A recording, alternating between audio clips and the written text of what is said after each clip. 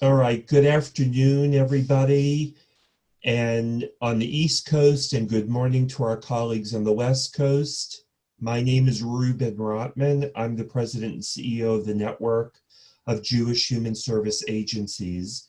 And it is my pleasure to welcome you to today's webinar presentation, From Interview to Offer, Creating an Exceptional Candidate Experience in the New Normal Era. Today's presentation is going to be presented by a new partner for the Network Society, which is an executive search firm. And we're going to get a little bit of intro and background on Society in a moment, as well as our presenters. But before doing that, I'd like to give just a couple of housekeeping reminders.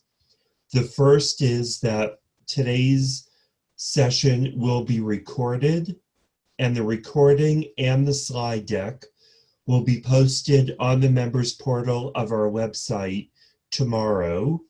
And for those who are not members of the network, if you contact us directly, we will be able to get it to you directly as well.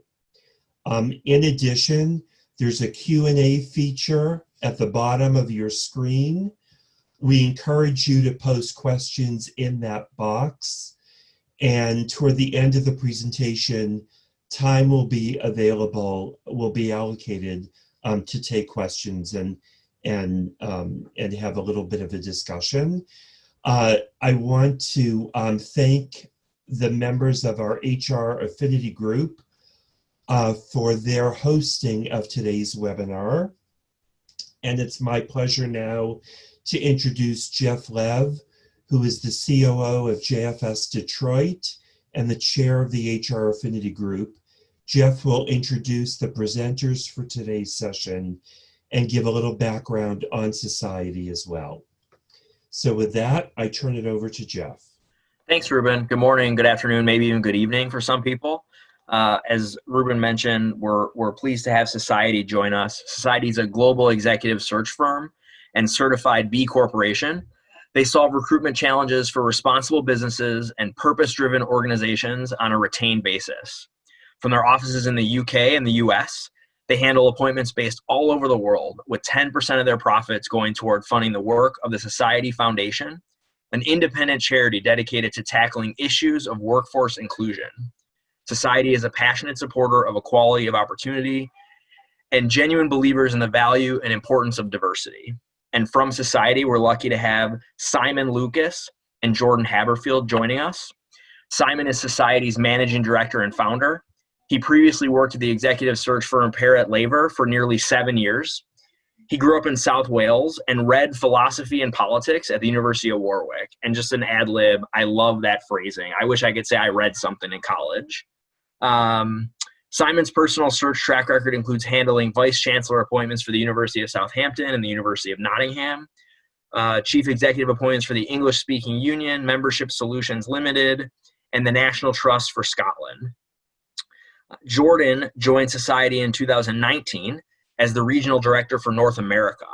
Since graduating from Franklin and Marshall College, his career has been focused in the staffing and executive search field, working on senior assignments for organizations and corporations in the nonprofit, financial, technology, consulting, and consumer product sectors.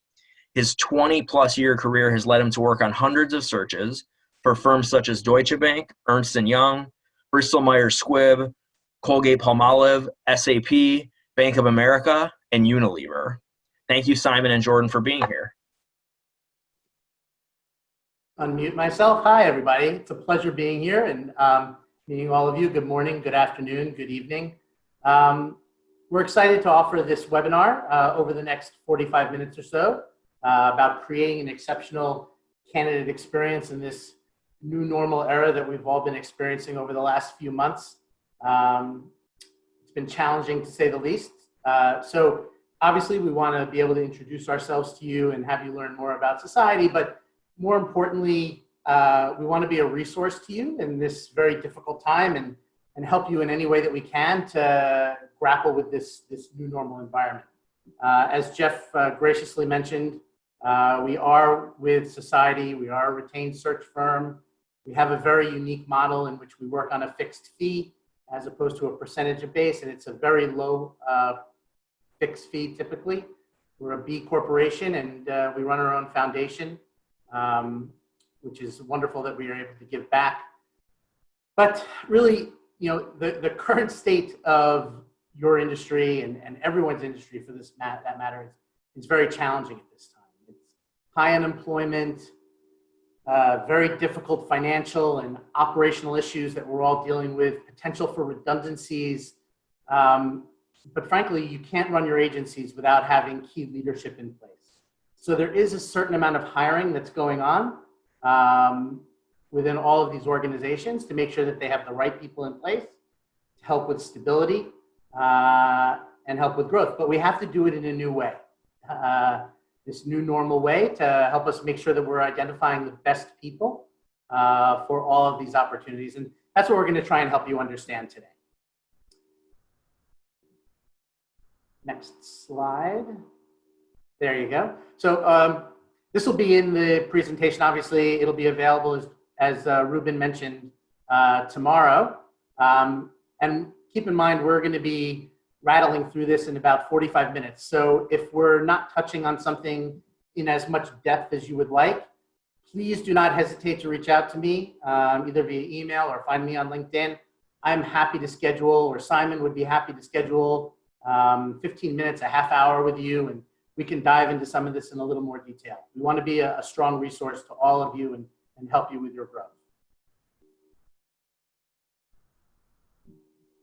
So this is our agenda for today, and what we're going to be talking about, some of the advantages and some of the challenges that we have with video interviews, how to run a successful video interview process, making sure that we're functioning in the right way to make sure that we're narrowing our scope, focusing on the right candidates, drilling down into the core competencies of these individuals and for the role, especially on the cultural side, and dealing with that cultural connection, especially when we're talking via video or different chat. We want to make sure that we're making evidence-based decisions, right? A lot of times people are not as experienced with the interview process and they're making gut decisions, but we can show you a few tricks of the trade to make sure that you're making decisions that are evidence-based. And then of course, one of the most important things is building strong relationships. You know, we're going to be interviewing people that could potentially be starting opportunities with you, and they're not even going to be starting in your office. All right, everybody's going to be working from home. So how do you go about building those strong relationships online and maintaining them long-term? So let's start by talking about video interviews. Now, imagine like me, you're all spending a huge portion of your life now staring into a webcam. So you're probably familiar with most or some of the video interview platforms that I've listed here. Now, there are certain platforms that are more suitable for video interviews than others. So you won't see WhatsApp on here, you won't see FaceTime, because obviously you ideally want a piece of software that works on a computer. It's primarily designed for a computer rather than a smartphone. It's worth being familiar with a few of these if you're not already, and their functionality, how they work on a technical level. But consider their appropriateness for particular scenarios. So if you're working from a free Zoom count, most people are probably aware now that the time limit is about 40 minutes and then you get cut off. So if you're planning an hour-long interview, probably not the appropriate platform, or you might need to upgrade to a paid version. Similarly, might not be the best idea to host an interview over Microsoft Teams, given that most people only have access to that particular piece of software via their work account and may consider it to be inappropriate to use that in an interview setting. So getting to know these is a decent starting point. And then you've got some considerations about the strengths and weaknesses of video interviewing. First of all, there are actually some really nice aspects of life on the webcam.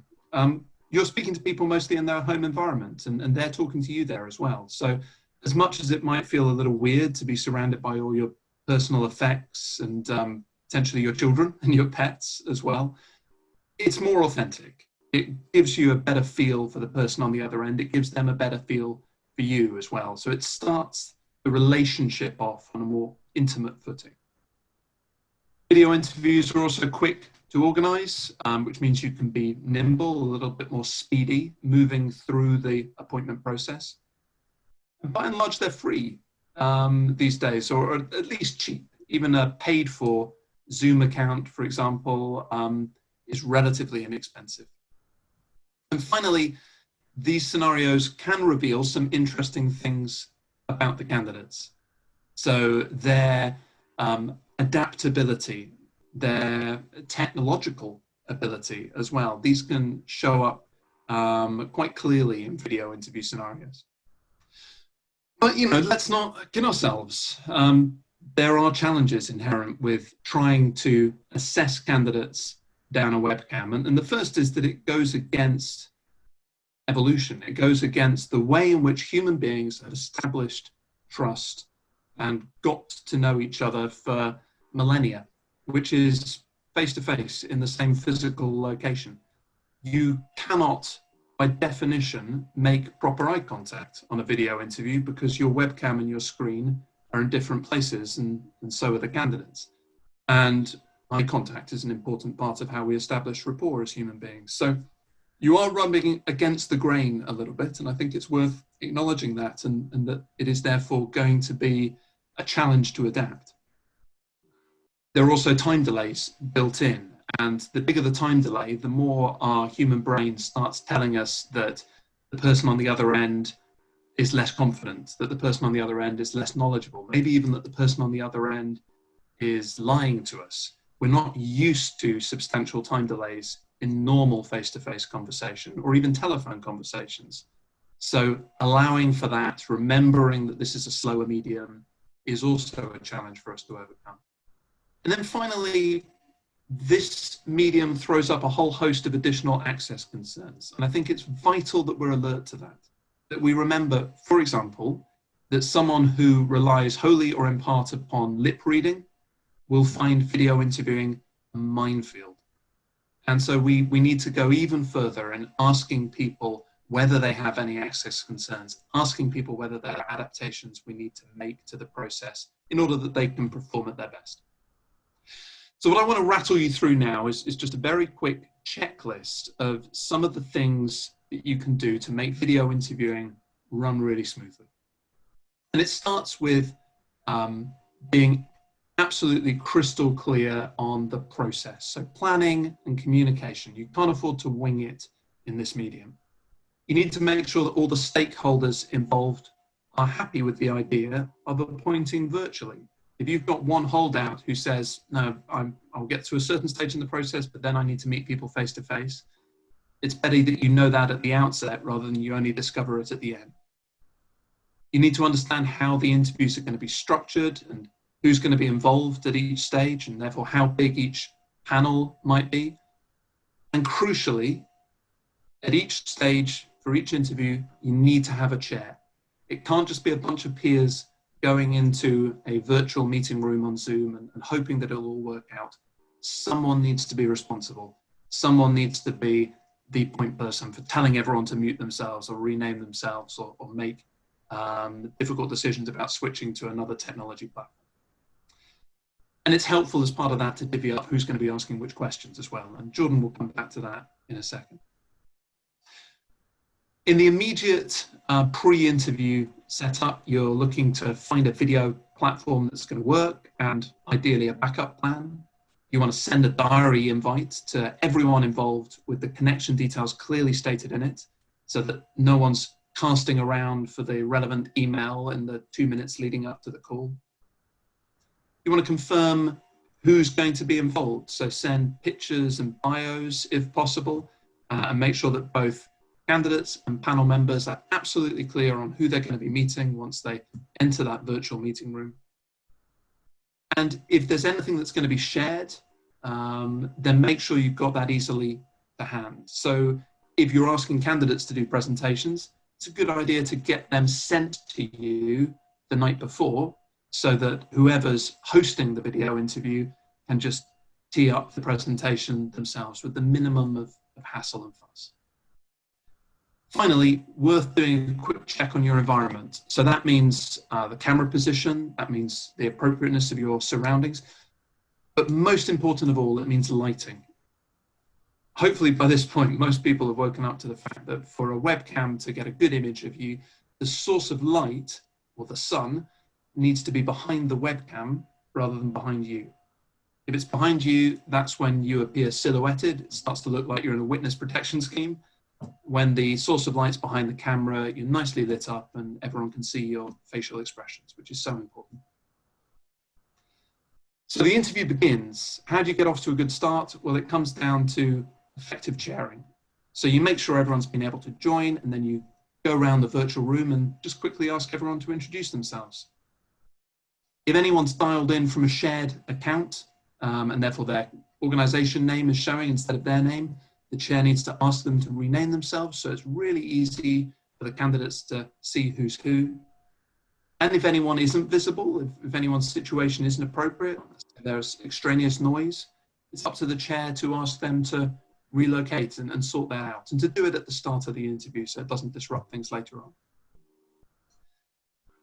Obviously, at the moment, I'm talking into a bit of a vacuum here because you're all muted, and one of the reasons we do that is to help with audio quality and video quality. So again, if you're experiencing problems on those front, just muting everyone who isn't speaking will normally resolve those issues.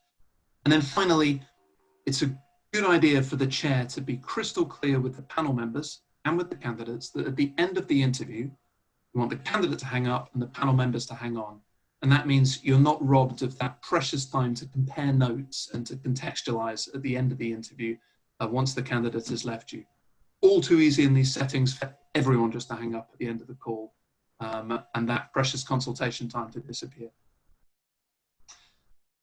Final thing I wanted to flag up is that there's obviously a whole host of stuff that happens after the video interview, and that some of that is subtly different in this COVID-19 world. So extra hand-holding when it comes to offer management, when it comes to actually offering the role to someone, is really important, and probably working in some additional video conversations then is going to be a useful part of strengthening that relationship and building upon that trust, because we won't have had traditional face-to-face interactions necessarily up to that point.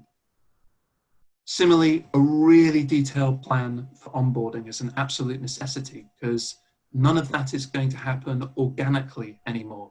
So that means making sure that the appointed candidate receives all their tech, all their hardware before their first day, so that they're not faffing around waiting for laptops to be couried to them on the day one. It means making sure they've got a structured opportunity in the diary to meet all the key stakeholders, because they're not going to bump into them at the water cooler, so you need to make those introductions proactively. But really importantly, it also means making sure there's unstructured time in the diary.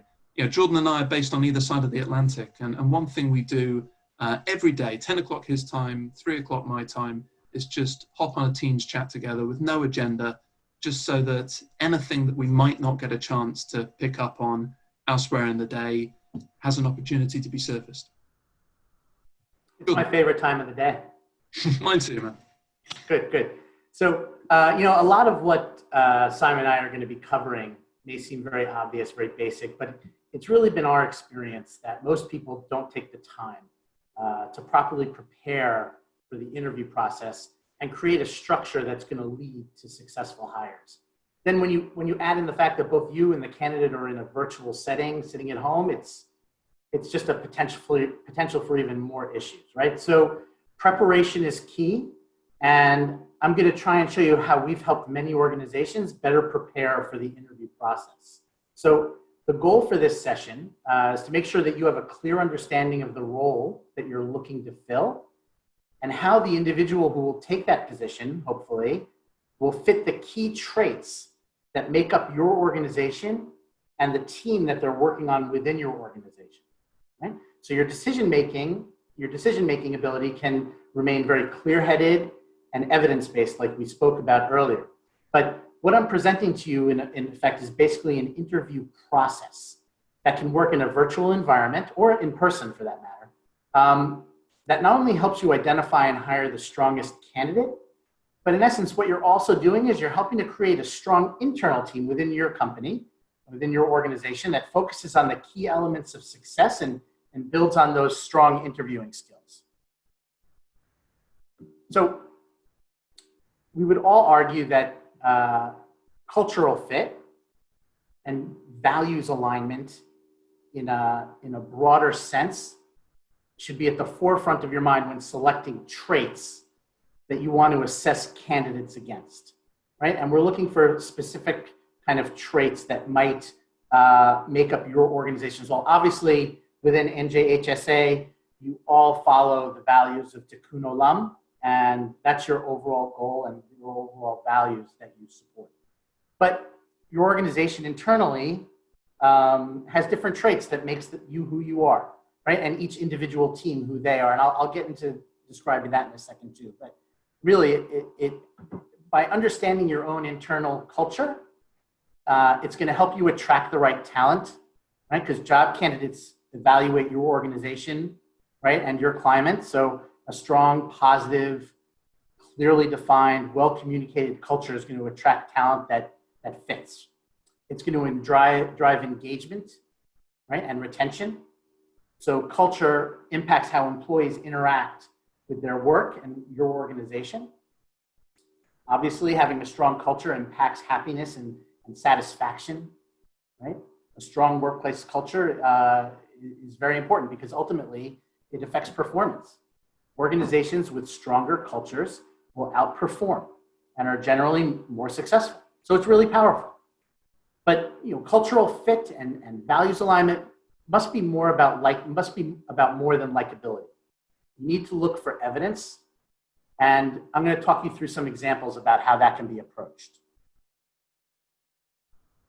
So I made a few references to traits a few times, and there are a lot of organizational traits that could describe your organization. I'm sure you could speak to you being an organization that is maybe visionary or communicative with each other, or you're well organized, you're actionable, you get stuff done, you're confident, you're fair, you're respectful, you're creative, you're intelligent. These are all kind of key traits that can help define who you are as an organization. But what I'd like you to do is take the time to try and define 3 key traits that best describe your organization, right? And I realize that might seem a little oversimplified, but as Steve Jobs says here, simple can be harder than complex sometimes and necessary, right? So basically, our goal here is for each candidate that you're interviewing for a role, you're really going to be interviewing them against 4 traits.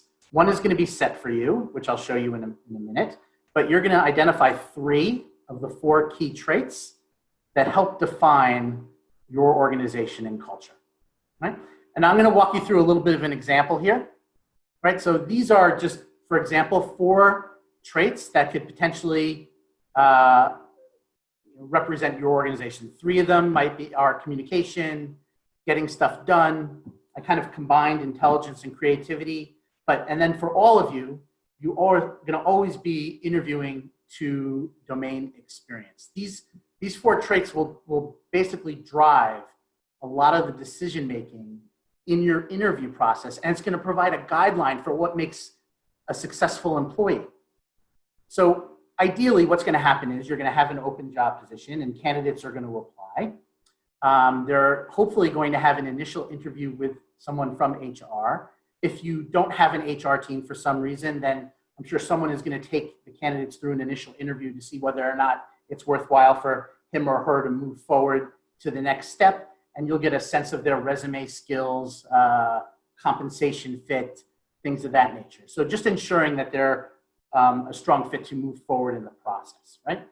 And then for every open position that you have in the organization, for every time you're going to be posting a job, you're going to decide what 2, 3, or ideally 4 people in your organization are going to be involved in the interview process, right? Having 4 people is ideal because each one of you would cover one of these 4 traits during the interview process. So the interview team, these 4 people, would meet prior to the interview process starting and start to think about key questions that you can ask to identify strengths and weaknesses in the candidates that you're interviewing, right? You'll talk about who on your team is going to be aligned with each of these traits, and it's going to be the focus for your particular interview when you're meeting with that candidate. So, okay, why do we do this?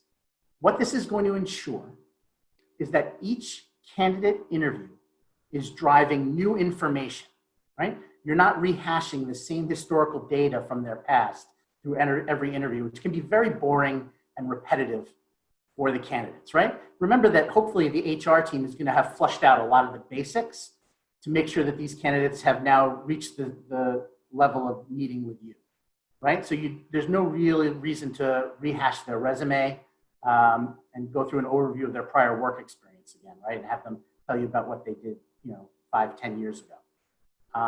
You can go deeper into some of their projects and duties, but there's really no need to go through their entire employment history.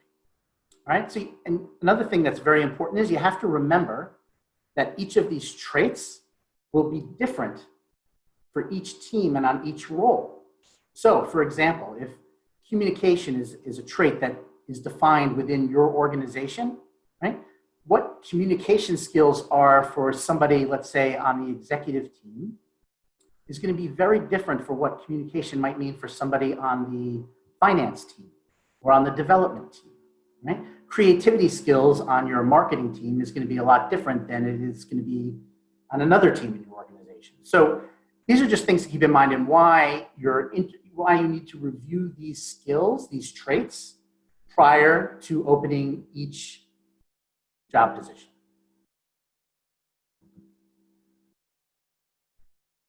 So what I'm going to do now is just very quickly, I'm going to walk you through these key traits and how we go about interviewing against them to make sure that they're a strong fit. So communication, obviously communicating clearly and concisely is an essential skill, right? Communication is more than just about our conversations, right? Especially now, and especially in a virtual environment, right? We use different channels, email, Slack, phone. So we want to make sure that the people that we're interviewing are ones that can rally people around ideas and play well with others. So when you're thinking about the role that you're looking to fill, what does it mean to be a strong communicator for the particular role that you're looking to fill? What kind of questions can we ask that would elicit a response that would give an understanding of those communication skills? So you could ask a question such as, tell me about a time you made a flub in communication and what did that look like to you? Or if you're interviewing for an administrative position, you could ask, tell me about a time, which, by the way, these are my favorite interview questions when you start with, tell me about a time. So tell me about a time when an executive in your organization approached you to book a conference room. So thinking about communication, walk me through how you would handle that from the initial request to the actual meeting occurring. Getting stuff done is the next trait that we focused on.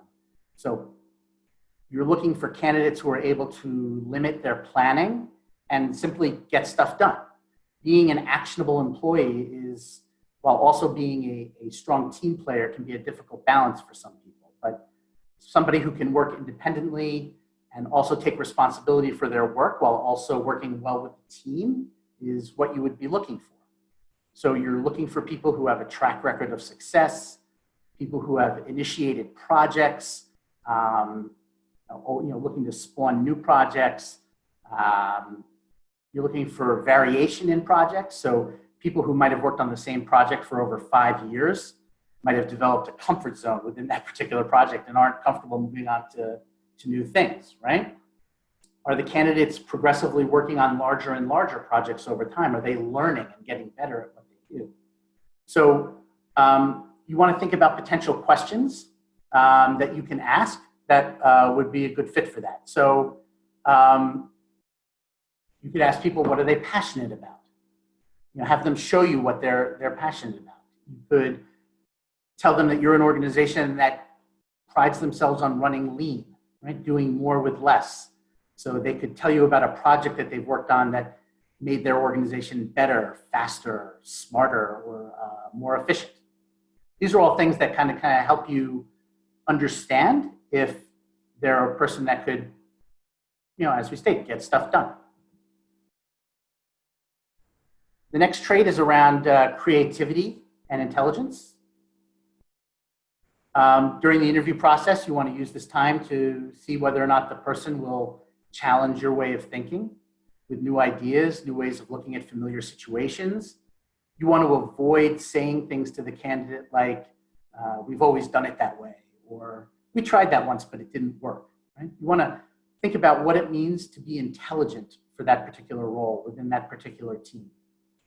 Understand how creativity cuts across all of these traits. What does it mean to be a creative communicator on your development team? And structure your questions accordingly. Another important thing lately, which can be challenging in a virtual environment, is you want to focus on individuals' emotional intelligence, or EQ. Hopefully some of you are familiar with EQ and what that means for your team. And I'm happy to have a separate discussion about EQ if you'd like to offline, and we can talk about how that fits. But basically the capability of individuals to recognize their own and other people's emotions and discuss them can be an important trait. So a question that I always like to ask is, and it would be great for members of NJHSA, would be, describe to me how our organization makes a difference in our community. Right? So you're basically asking them a question to find out whether or not they've done their homework and they really understand the mission of your organization. Right? These are all kind of key factors.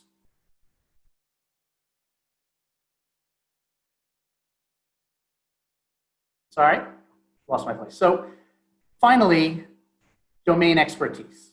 Right? You have to obviously make sure that this individual knows the business, knows the sector that they're moving into. That's obviously of the most importance. During the interview process, you want to focus on specific projects that the candidate has been able to accomplish as it relates to either the human services sector or their particular domain of expertise, whether it's financials or development or what have you. So does the candidate have the requisite knowledge to succeed? Does their background complement your team? Will their project approach challenge your team? So questions you can ask along this regard might be, how do you keep up with sector trends? What's the best way to continue learning and become an expert in your role? What part of your job do you feel you could walk in the door day one and be a leader? These are all some key factors to determining whether or not they're a strong fit from a domain perspective. And once again, I can drill down deeper on any of these if you'd like to discuss it offline. So here are some key takeaways as you prepare for candidate interviews. First, you need to determine what traits align best to your organization. And then you prepare to interview all candidates against those traits. That's going to give you a clear, evidence-based approach to finding the candidates that best fit your culture and can hit the ground running. Then you need to start thinking about how you can apply those traits to the questions that you need to fill those specific roles, questions you would ask during the interview process. You're going to want to try and create a scorecard for yourself too, where you can list those questions out and score candidate answers and take notes, right? When you open the scorecard to write your notes, hopefully the questions will be there and you can record your comments immediately during the interview process or right thereafter while it's fresh in your head. So another thing I want to point out, one of the most important things I can tell you to do is to leave a few minutes after the interview for the candidate to ask a question or two. You can learn a lot from the candidate's interest and also their capabilities from the questions that they ask.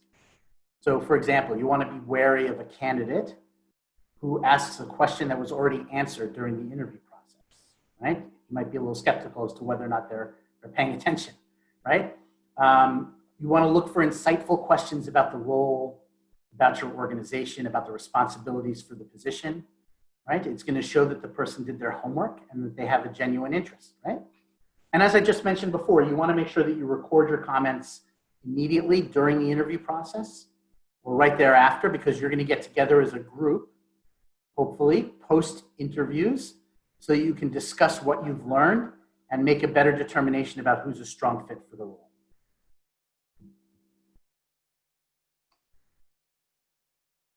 So using a really focused process like this for interviewing will get you great results, but it takes practice and it takes discipline. What you're looking for is evidence, not just likability. All of us are drawn towards certain personality types. This is an evidence-based approach. And there are additional forms of evidence that you can bolt on to supplement. So consider, if appropriate, asking people to submit a writing sample, getting them to do an exercise relevant to the job responsibilities, asking for some form of portfolio. If you're struggling to find ways of teasing similar candidates apart, consider injecting psychometrics into the process. They may not definitively answer questions, but they'll certainly raise new questions about potential candidates. And then take referencing really seriously. So get the candidates to tell you who their referees will be in advance, and always follow up on those reference checks. But even with all of that preparation, video interviewing is such a new technology that there is scope for people to pull the wool over your eyes if you're not careful in a way that is maybe slightly harder face to face. So we have to raise our game as well. You have to become Perry Mason, right? You have to be able to really interrogate and probe and push for the answers that you need. So if something smells fishy to you at some point during the conversation, don't blow past it. Pause, stop, and make sure that you get satisfaction. If you're finding that the answers you're getting back are all positive, then probe around some of the low points. Too many interviews focus all about when things were going well and when people have been achieving and accomplishing. But if the last few months have taught us anything, it's that people's mettle really comes to the fore in challenging times. So pick up on those challenging times and focus a lot of your questions around there and look for patterns. Try and connect the dots. If you see similar forms of behavior, either good or bad, you can begin to draw conclusions from that. Here are some of the ways in which we probe. One is called the 3 Ps technique, and it's a way of establishing an objective yardstick. So if someone makes a claim that sounds on its face impressive, let's say I brought in $1 million of income to the organization last year, run it through the 3 Ps in order to determine whether it's actually impressive. So, okay, you brought in $1 million last year. How does that compare against the previous year? Is it up or down? Okay, you brought in $1 million. Great. How did that compare against the plan? What did you budget to bring in? What was your target? Brilliant. You brought in $1 million. How did that compare against your peers? Those people who were at the same level as you in the organization, were they bringing in more or less? And then don't settle for half an answer. So if you feel like someone's fobbing you off or the answer just naturally dries up before you really got to the meat of what you're looking for, ask a supplementary question that just adds new momentum to the answer and gets you a little bit more info. So it's worth having a good bunch of these constantly up your sleeve. How? Tell me more. Where was that?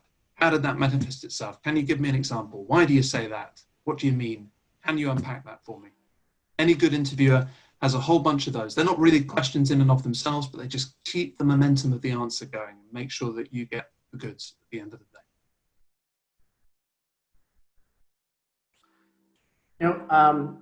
Interacting and attempting to build relationships using video is obviously now an integral part of what we do. It's as we mentioned, our new normal.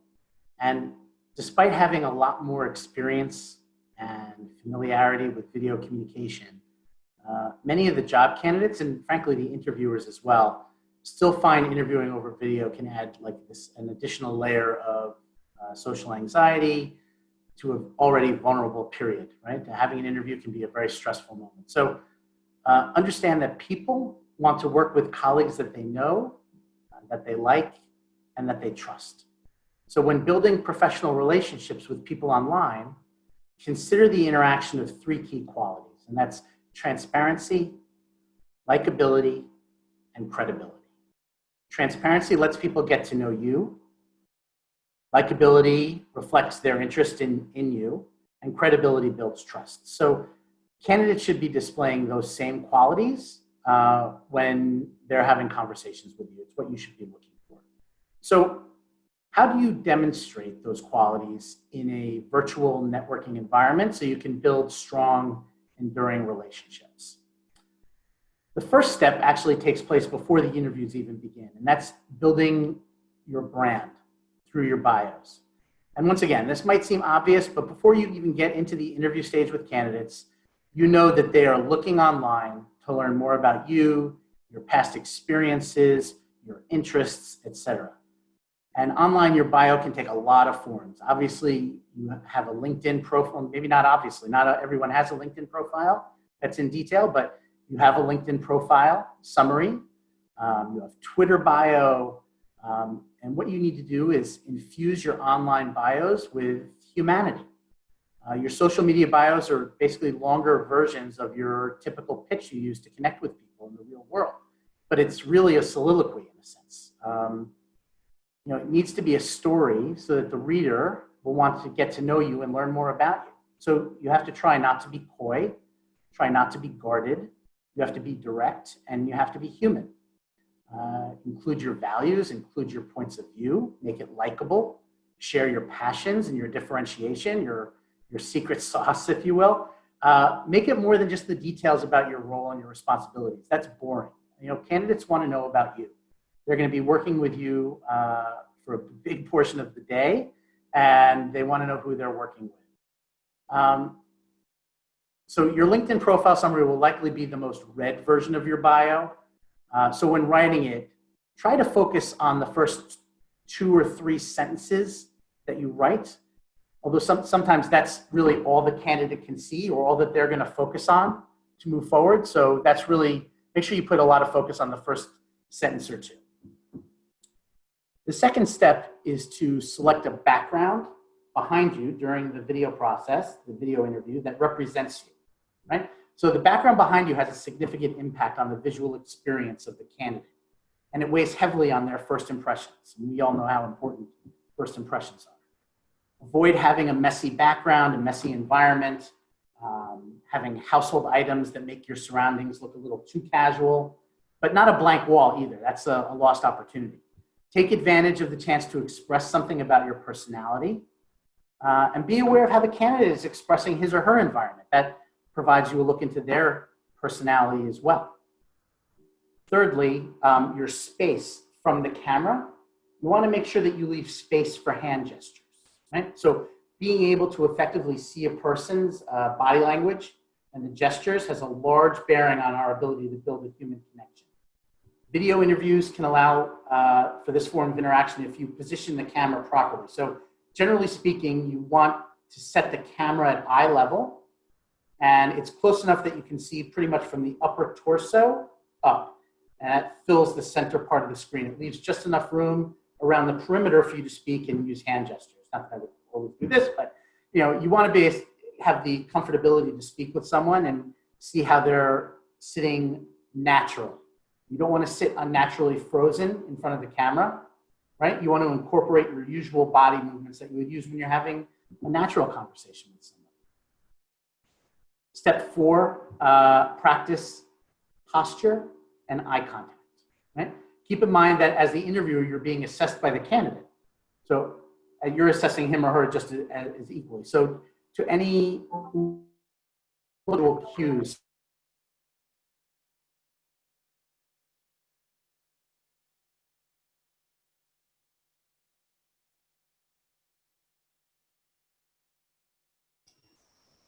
Jordan, we can't hear you anymore. Jordan, we've lost audio on you, I think. And it looks like Jordan might have lost sound on us. So let me just quickly bring it home, and then we'll turn it to questions from the others. I think Jordan's point around posture and eye contact is very important. I think the final couple of points we wanted to make were about keeping the panel online at the end. As we said, it's a massive bear trap that so many people fall into when video interviewing for the first time. They lose that opportunity to compare notes.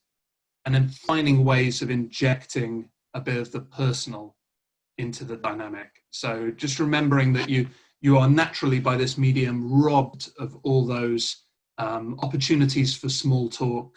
When you pick someone up from the elevator, from the lift, and you have a chat with them on the interview and on the way out. I am hoping that my sound is back.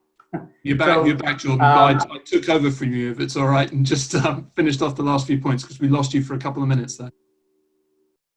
So I think we pretty much summed up and just saying, investing in the personal and making sure that you have a bit more of a structured chance to build some of that rapport in a way that you would naturally if it was a face-to-face interview.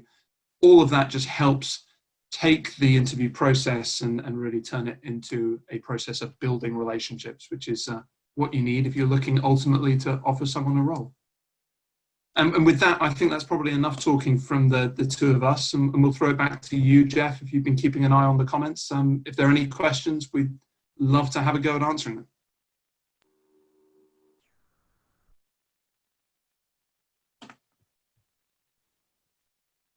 Jeff, we can't hear you either. How about now? Yep. Thank you. Sorry. So thank you, Jordan. Thank you, Simon. You talked about earlier how the video interview gives us opportunities to reveal how candidates handle new situations. So well done, Simon, with that little bump in the road. There were a couple of questions. Happy to take more. One was about onboarding a new employee. And I know you did address that on one of your slides, specifically talking about computer equipment, structured opportunities and calendars, and unstructured time as well. Is there anything else you want to add about how best to onboard somebody in this remote environment? I think it's just a question of really diligently making sure that all the details are covered, not leaving anything to chance, not assuming that anything is going to happen naturally by osmosis in the way that it can sometimes in an office environment. But instead being paranoid about dotting the I's and crossing the T's, and enabling that person to begin working and making some form of contribution on day one, and have that positive impression of you as an employer on day one as well, that you are the sort of place that is buttoned up, has things prepared, and that will set an expectation that's the level that they need to rise to themselves. Thanks, Simon. So there was a follow-up about how to ensure that the new employee fits in, feels comfortable, etc. Yeah, I think that's a really interesting question. And I think we've all as employers struggled with this a bit over the last few months. How do you engineer some of the things that build and reinforce culture and that bond teams together in a virtual environment? And hopefully by this point, we've all found some, if not all, of the answers that we need on that front. For us, we do a whole company quiz on a Thursday evening, which just everyone downs tools for 20 minutes, and we 30-question quick fire quiz, and it's a nice opportunity for everyone, wherever they might be, to get involved and to see each other and to feel that connection again. I've heard of other organizations doing sort of virtual coffee things or virtual book clubs. Whatever it is for you, plug the new appointments into that from day one. So, again, it's very, very easy if the diary invite isn't in their calendar, if someone doesn't explicitly say to them that they are welcome in these settings, for new appointments to feel that they're slightly on the outside of all the culture building, team building stuff. So just really reinforcing that you want them immersed in that from day one, I think will help with that more than anything else. Thanks, Simon. Somebody had a question about whether or not it's a good idea to record a Zoom interview. Yeah, very interesting question. So it does obviously allow you to potentially open it up to a whole bunch of other stakeholders who might not have been present in the interview. So definite advantages for it. My personal viewpoint, Jordan might have a different one, is that it's opens up a bit of a can of worms. Firstly, you must not record people in that sort of setting without making them aware in advance that you intend to do it and seeking their consent. You cannot start recording people without their consent. It will get you into a lot of trouble. But even if they do offer that consent, you may find that the act of recording them changes slightly how that they perform and what they say. And if what you're looking for in the interview scenario is real candor, real honesty, real authenticity, I think doing anything that compromises that is dangerous. So I would caution against recording, but Jordan, do you have a different view? No, I agree entirely. Yeah, they need to be aware if they're being recorded, obviously. And it probably depends on the law, the governing law, wherever the agency is or the employer is. But I speculate that it gets a little tricky legally too. So if the person says something that they believe led to their disqualification for the role, can they sue you? Yes, they can sue for anything, but can that be admissible? I just probably it's potentially fraught. Yeah. For time immemorial, as you said, Jeff, interviews have been these ephemeral things that happen and are then gone. And, changing that lightly and overnight to things that are recorded and stored. Yeah, it's going to open up a bunch of issues, some good, some bad. I would say there's enough change in all of our lives right now to kind of leave that one for the future. Thanks. I got a question about how you can assess passion or energy in the medium. Yeah, that's fascinating because there is something about video interviews. There's something about the webcam that sucks a bit of energy out.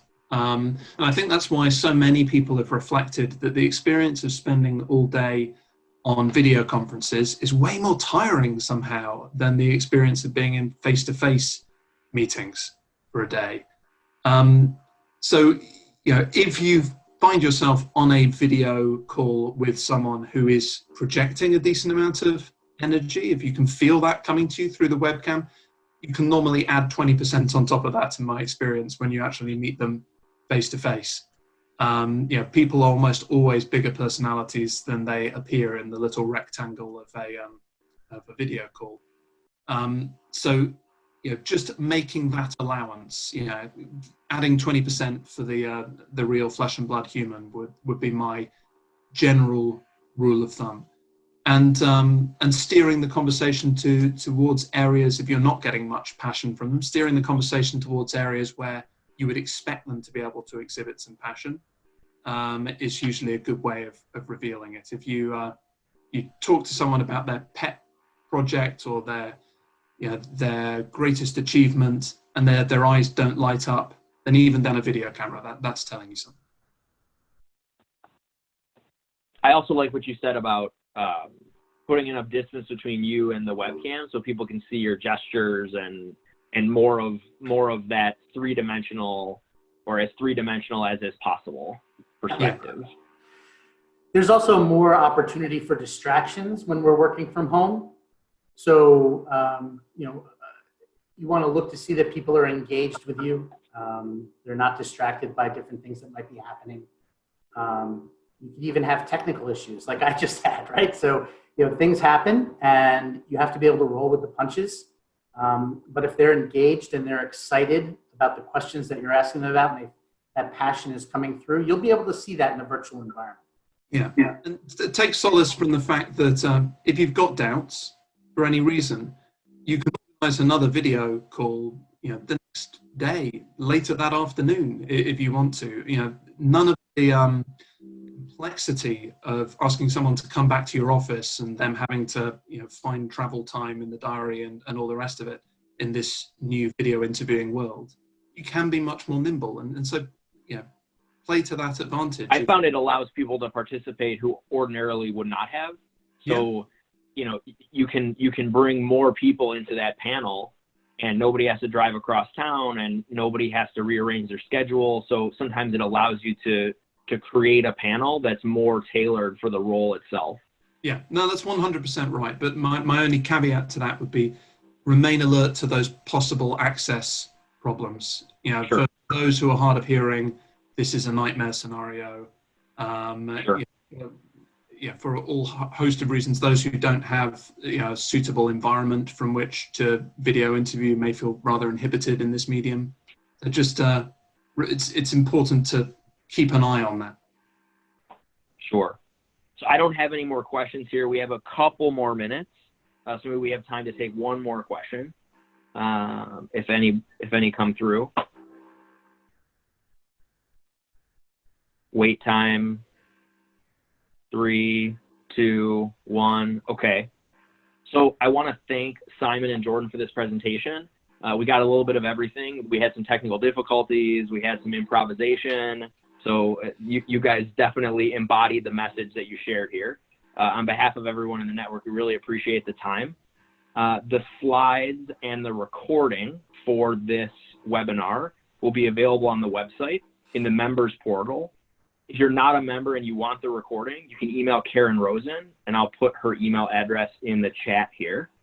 And then we have a couple of other webinars coming up. One is June 9th, sponsored by Sage Intact. That's Vision 2020, Return on Mission, Leveraging Technology for Visibility, Insight, and Investment. And then the one after that, sponsored by Mutual of America, is June 16th at 1 p.m. Eastern, Vision 2020 Plenary, Poverty in the U.S. and Implications of COVID-19 in Developing and Delivering Innovative Service Responses. So thank you both very much, Simon, Jordan, very helpful. We learned a lot, really appreciate the time, and we'll make this stuff available. If people have questions, they can reach back out to you. Thank you so much. Much appreciated, everybody. Thanks, everybody. Have a great day. Take care.